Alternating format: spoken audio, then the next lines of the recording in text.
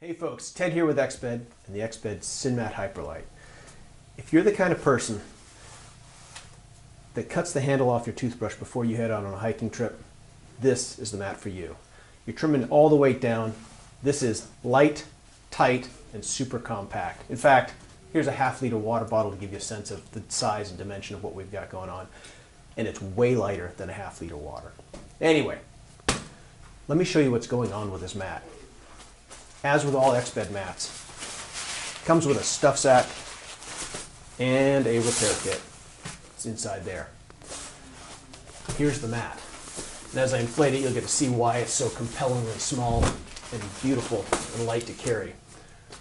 We use flat valves, well, like the rest of our mats. Open those up. I can go ahead and inflate this mat with lung power if you want to, but I prefer to keep things nice and dry, and I like to inflate it quickly, so I like to use the schnozzle pump sack. This is an accessory that we make. We make several other pumps, but the schnozzle pump bag is pretty fast, efficient, and it's lightweight. So open that up, capture some air on the inside, and then just squeeze that air in to the Hyperlite.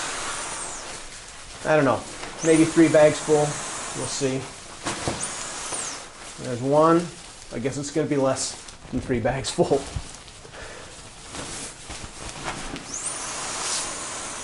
Yeah, tops off at probably 1.5 in this particular case. If I was being really sloppy, maybe 2. Then you go ahead and pop the schnozzle pump sack off, and then just close the flat valve by simply pressing on the top, and you're locked up. Now you get to see the shape of the mat. The mat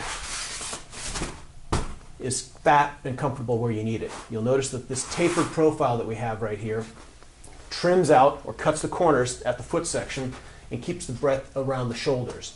To help keep you centered on the insulated portion of the mat, we use these air rails. And the air rails on the outside are larger so that it keeps you focused and centered on the insulated part of the mat. Speaking of insulation, like all Exped mats, when we insulate a mat, we go ahead and we bond the insulation to the top of the mat and also to the bottom of the mat, so that every time I inflate it, I'm stretching that insulation to occupy the entire space of that particular baffle. That gives me a really warm, really comfortable mat and allows me to get a certified R value. Now, when we talk about the shape even further, you notice this tapered profile right here. From the shoulder down to the foot is a straight edge, and that's done on purpose.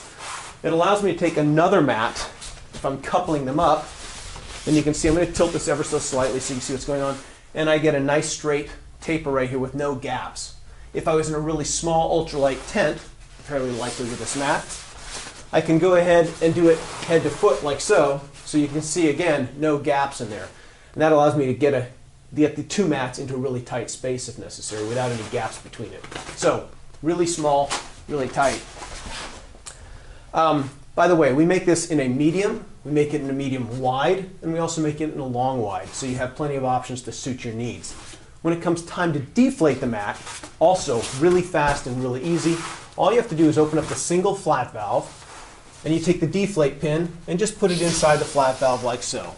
Real easy to work with. The other option is to go ahead and just take this little green flapper and just pop it out like so. Now I'll take the mat, fold it up roughly into thirds, and then just use my body weight to go ahead and squeeze the air out of the mat. Fast and easy, and we let my body weight do the work. Once I get most of the air out that way,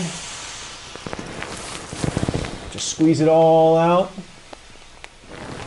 Then I'll go ahead and take the mat, get it all nice and small again, flip it over, and I'll fold it into fourths. I may be being a little bit particular that way. You can do it however you want to, but I like to do it into fourths just because it allows me to squeeze it back into the stuff sack. And then I just go ahead and roll the remaining amount of air right out of the mat. Get that all put away. Squeeze out the rest of the air.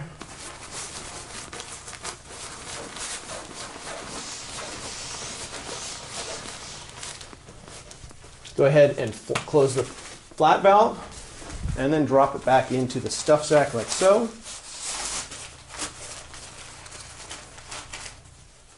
Close off the toggle.